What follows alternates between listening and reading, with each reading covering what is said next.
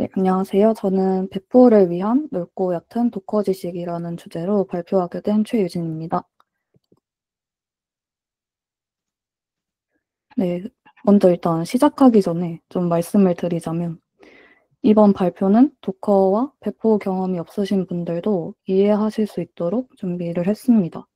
그래서 너무 깊은 기술적인 얘기는 하지 않고 그냥 비유나 예시 위주로 넓고 가볍게 설명해 보려고 합니다. 그래서 혹시 내용이 너무 얕다고 생각하시더라도 좀 이해해 주시면 감사하겠습니다. 네, 일단 도커를 이해하려면 먼저 가상화 기술이 뭔지를 알아야 되는데요. 그래서 도커 이야기하기 전에 먼저 가상화에 대해서 짚고 넘어가 보도록 하겠습니다. 네, 가상화는 컴퓨터 자원을 마치 여러 개처럼 쪼개서 쓸 수 있게 해 주는 기술이에요. 어 하나의 물리적인 컴퓨터를 그냥 논리적으로 여러 대의 컴퓨터처럼 나눠서 쓰는 거라고 하는데, 이제 쉽게 그냥 얘기를 하면은 실제로는 컴퓨터 한 대지만 겉으로 보기에는 그냥 여러 대처럼 만들어 주는, 그렇게 보이게 해 주는 개념이라고 할 수 있습니다. 조금 더 쉽게 설명을 드리자면, 제가 프론트엔드 서버, 백엔드 서버, 뭐 DB 서버 이렇게 구성된 웹 서비스 하나를 만든다고 해 볼게요. 가상화 안 쓰고 그냥 서버 한 대에서 그 세 개를 전부 다 돌리면은 세 가지 프로그램이 컴퓨터 한 대의 리소스를 전부 나눠 써야겠죠. 네, 이 방식으로 돌리게 되면은 그 세 개 서버 중에 한쪽에서 리소스를 너무 많이 먹어버리게 되면 그 나머지 두 대는 느려지거나 멈출 수도 있겠죠. 근데 가상화를 쓰면 좀 얘기가 달라집니다. 하드웨어는 가상화라는 게, 하드웨어는 그냥 하나 그대로지만 그 안에 가상 컴퓨터를 세 대 만드는 거잖아요. 그래서 그 가상 컴퓨터 세 개에서 각각 서버 하나씩 돌리면은 그 가상 머신이 완전 서로 독립된 환경이니까 그냥 한쪽이 멈춰도 다른 쪽은 멀쩡하게 돌아갈 수 있습니다. 아까 같은 상황이 안 일어나는 거죠. 그래서 가상화 쓰면 이런 식으로 안정성을 확보를 할 수가 있습니다. 네, 그래서 가상화는 크게 두 가지 방식이 있는데요. 하이퍼바이저 기반 가상화랑 컨테이너 기반 가상화입니다. 네, 그래서 결론부터 좀 말씀을 드리자면, 도커는 이 중에서 컨테이너 기반 가상화를 사용하는 도구입니다. 그래서 도커를 이해하려면 컨테이너 기반 방식이 어떤 원리로 작동하는지 이해를 해야 되는데, 먼저 하이퍼바이저 기반 방식부터 간단하게 짚고 넘어가겠습니다. 네, 하이퍼바이저 기반 가상화는 그냥 운영 체제를 통째로 갖다 넣어서 가상 머신을 만드는 방식이에요. 이 방식은 가상 머신 하나하나가 독립된 운영 체제를 갖고 있어서 완전히 격리된 환경을 만들 수 있다는 장점이 있어요. 그런데 이제 하이퍼바이저가 어 뭔지 모르시는 분들이 계실 수 있을 것 같아서 좀 쉽게 말씀을 드리자면, 하이퍼바이저는 중재자, 통역사 같은 역할을 하는 소프트웨어예요. 그래서 이게 필요한 이유는, 제가 그 가상 머신 하나하나가 독립된 운영 체제를 가질 수 있다고 했잖아요. 근데 이 가상 머신이 이제 실제 컴퓨터에 깔린 운영 체제랑 다를 수 있기 때문에 이 하이퍼바이저가 필요하게 됩니다. 이제 예시를 들어서 좀 설명을 드리자면, 어 호스트 OS, 그러니까 원래 본래 컴퓨터에 있는 OS는 윈도우인데, 가상 머신에서 리눅스를 띄운다고 하면은 서로 OS가 다르니까 시스템 호출 방식이 서로 다르겠죠. 근데 그때 하이퍼바이저가 OS 간의 언어를 통역해 주는 역할을 합니다. 그리고 CPU나 메모리 같은 리소스를 어느 가상 머신에 얼마나 줄지도 하이퍼바이저가 다 중재를 해 줍니다. 그래서 제가 아까 통역사, 중재자라는 역할을 한다고 말씀을 드렸다는 거예요. 근데 이 방식에는 좀 단점이 있는데요. 어 운영 체제를 통째로 갖다 넣어서 가상화를 하는 거니까 좀 무겁고요. 그리고 뭐 시스템 호출할 때마다 이 다른 OS로 OS에 맞춰서 번역을 해 줘야 되니까 좀 오버헤드가 커지는 그런 단점이 좀 있습니다. 그래서 더 가볍고 빠른 대안이 등장했는데요. 그게 바로 컨테이너 기반 가상화입니다. 여기에서 컨테이너는 해운에서 쓰는 컨테이너랑 비슷한데요. 해운에서 컨테이너라는 정해진 규격의 화물을 담고 어떤 배든 똑같이 컨테이너를 옮길 수 있죠. 컴퓨터에서의 컨테이너도 마찬가지인데요. 어, 컨테이너는 프로그램이나 실행 환경 설정 파일 이런 것들을 다 컨테이너에 화물 넣듯이 그냥 하나로 묶어버려서 어디에서든 똑같이 실행 가능하도록 만든 박스라고 생각하시면 될 것 같습니다. 네, 그래서 컨테이너는 리눅스 커널이 제공하는 기능들을 활용을 해서 동작을 하는데요. 리눅스 커널이 제공하는 기능 중에 대표적으로 네임스페이스랑 C그룹이라는 기능이 있습니다. 이것도 좀 간단히 말씀드리면 네임스페이스는 공간을 할당해 주는 기능이라고 할 수 있어요. 그래서 컨테이너를 실행을 시키면은 리눅스 커널에서 이 컨테이너에는 새로운 프로세스 공간, 네트워크 공간을 주자 해서 공간을 할당해 주는 역할을 합니다. 그래서 컨테이너 간에 완전 공간을 분리를 할 수가 있어요. 실제로 그 컴퓨터 전체에서는 프로세스 막 이것저것 완전 많이 돌아가는데 컨테이너 안에서 좀 조회를 해 보면은 그렇게 많이 돌아가지 않는 것을 확인하실 수가 있습니다. 이게 다 공간을 분리할 수 있기 때문에 그런 거겠죠. 그리고 C그룹은 간단히 말씀드리자면 리소스를 할당해 주는 거라고 보시면 됩니다. 그래서 이걸 이용하게 되면은 하이퍼바이저 같은 무거운 소프트웨어 없어도 컨테이너 하나하나가 서로 독립된 환경에서 실행될 수 있습니다. 어 격리랑 제한을 그냥 리눅스 커널 하나만으로 처리를 하다 보니까 소프트웨어가 따로 필요 없으니까 하이퍼바이저에 비해서 훨씬 가볍고 부팅도 거의 빨리 됩니다. 그래서 '도커는 뭐야?' 라는 궁금증이 생기실 수도 있을 것 같은데요. 네. 도커는 제가 방금 말씀드린 컨테이너 기반 가상화를 더 쉽고 더 편하게 쓸 수 있도록 도와주는 도구입니다. 직접 리눅스 커널을 건드릴 필요 없이 그냥 도커만 있으면 누구나 컨테이너를 만들고 실행하고 관리할 수 있어요. 도커의 정말 기본 핵심 개념 세 가지로는 도커 파일, 이미지, 컨테이너 이렇게 세 가지 있는데요. 도커 파일을 가지고 이미지를 만들고 그 이미지를 실행을 하면은 컨테이너가 만들어지는 흐름으로 이제 전개가 되고요. 이 흐름을 이제 잘 기억해 주시고 하나하나 개념을 좀 살펴보겠습니다.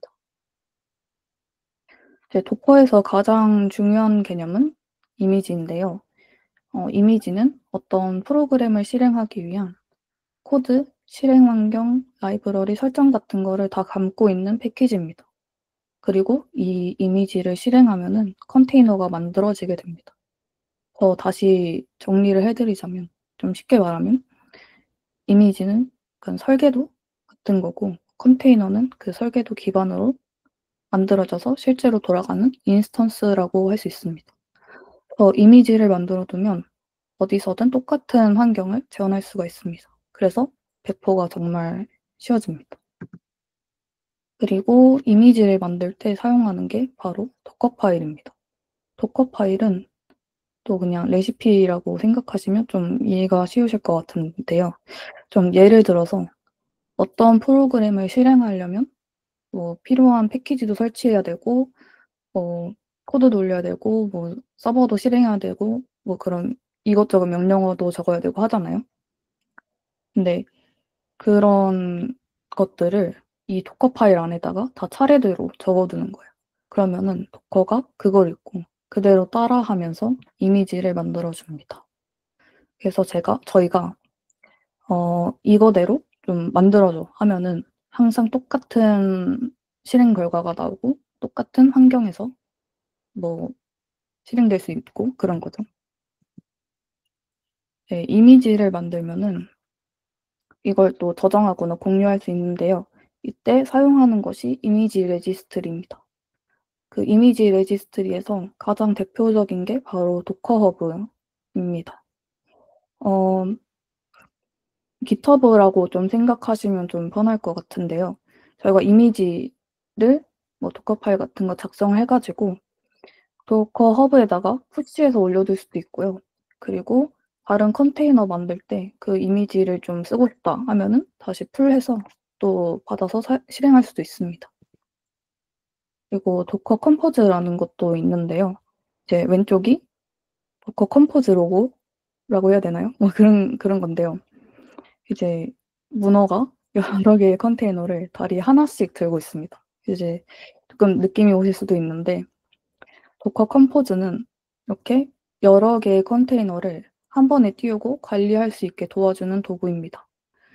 또 예를 들어서 제가 아까처럼 프론트엔드 서버, 백엔드 서버, 데이터베이스 서버 이렇게 각각 따로따로 컨테이너로 만들어 놨다고 해볼게요. 근데 이제 그 세 개를 다 하나씩, 한 번씩 이렇게 도커 명령어로 좀 띄우려면 좀 번거롭겠죠? 그런데 도커 컴포즈 파일 하나 만들어 두면은 그 파일 안에서 어, 약간 이런 식으로 이거는 백엔드, 이거는 프론트, 이건 DB야. 뭐 이런 식으로 정의를 해놓고 그걸 실행시켜서 그냥 한 번에 동시에 실행시킬 수 있습니다. 그래서 이거는 여러 개 서비스 구성할 때 좀 유용하게 사용할 수 있습니다.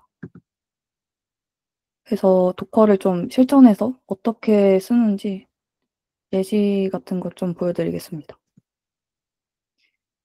좀 간단해서 좀 민망한데 좀 클라우드에 컨테이너 올리는 흐름을 진짜 간략하게 좀 살펴볼게요. 먼저 제가 로컬에서 도커 파일 뭐 컴포즈 이런 거 작성을 하고 뭐 클라우드 여러 개 있지만 AWS라고 한다면 EC2 인스턴스를 빌려서 호스팅을 합니다. 그리고 그 인스턴스에 접속을 해서 뭐 인스턴스를 뭐 그냥 컴퓨터 한 대, 내가 빌린 컴퓨터 한 대라고 생각하시면 될 것 같은데 그 빌린 컴퓨터에 접속을 해서 도커를 또 설치를 하고 제가 만들었던 도커 파일을 갖고 와서 또 이미지를 빌드를 하고 그 이미지를 실행하면은 컨테이너가 되게 됩니다. 그러면은 그 가상 환경 안에서 컨테이너가 만들어지겠죠? 그럼 그 컨테이너가 바로 서버가 되는 겁니다. 그리고 실제로 제가 만든 웹 서비스가 그 클라우드 안에서 돌아갈 수 있게 되는 거죠. 그런데 이제 좀 문제가 되는 게 제가 그 서비스에서 뭔가 좀 기능을 추가할 게 생겼어요. 그래서 소스 코드가 좀 변경이 됐습니다. 근데 그 소스 코드가 변경된 거를 EC2에다가도 좀 알려줘야겠죠. 근데 그러려면은 EC2 들어가서 다시 그 이미지 갖고 와가지고 다시 실행하고 빌드하고 컨테이너로 만들고 해가지고 엄청 귀찮아지게 된단 말이죠. 근데 이런 귀찮은 과정들을 좀 자동화할 수 있게 해주는 게 CI/CD입니다.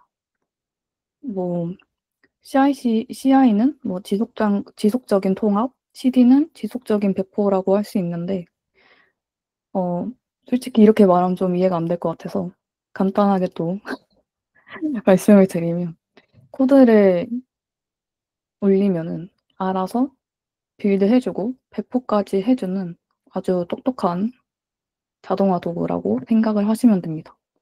좀 예시를 좀 더 들어보자면 제가 도커 허브랑 CI/CD 툴인 GitHub 액션이랑 연동을 해두면은 제가 소스 코드를 변경을 하고 그걸 GitHub에다가 코드를 푸시하면은 GitHub 액션이 자동으로 이제 도커 이미지를 빌드해서 그거를 도커 허브에다가 올립니다. 그리고 그 서버 EC2에서는 그 이미지를 감지를 해서 자동으로 새로 받아와서 실행하게 만들 수 있습니다. 이런 식으로 도커를 좀 활용하실 수 있습니다. 제 마지막으로 좀 하나 더 말씀드리자면 도커를 써서 컨테이너를 한두 개 돌릴 땐 괜찮은데 그게 엄청 많이 늘어나게 되면은 좀 얘기가 달라집니다. 그때 쿠버네티스 같은 도구를 써서 컨테이너들을 자동으로 관리하고 조율할 수가 있습니다. 네. 자동으로 관리하고 조율할 수 있다는 이유로 쿠버네티스를 컨테이너 오케스트레이션 도구라고 부릅니다. 그 오케스트라의 오케스트라에서 오케스트레이션이 나온 거고요. 이제 보통 오케스트라라고 하는 거는 지휘자의 지시에 맞춰서 여러 연주자들이 연주를 하는 거잖아요. 어 여기에서 마찬가지로 컨테이너가 좀 각각의 연주자고 쿠버네티스가 지휘자라고 생각을 해 주시면 될 것 같습니다. 쿠버네티스는 어디에다가 몇 개를 좀 배치를 할지, 그리고 언제 실행을 할지, 그리고 언제 킬할지 이런 거를 좀 알아서 관리해 주는 시스템이라고 보시면 될 것 같습니다. 근데 좀 솔직히 말씀을 드리자면 저도 아직 쿠버네티스는 공부 중이어 가지고 더 쉽게 설명드리긴 어렵고요. 대신에 좀 관심 있으신 분들은 지난 학기에 저희 챕터에 이혜준 님께서 쿠버네티스를 주제로 발표하신 영상이 있으니까 유튜브에서 한번 찾아보셔도 좋을 것 같습니다. 네, 그래서 발표는 여기까지고요. 긴 시간 들어 주셔서 감사합니다.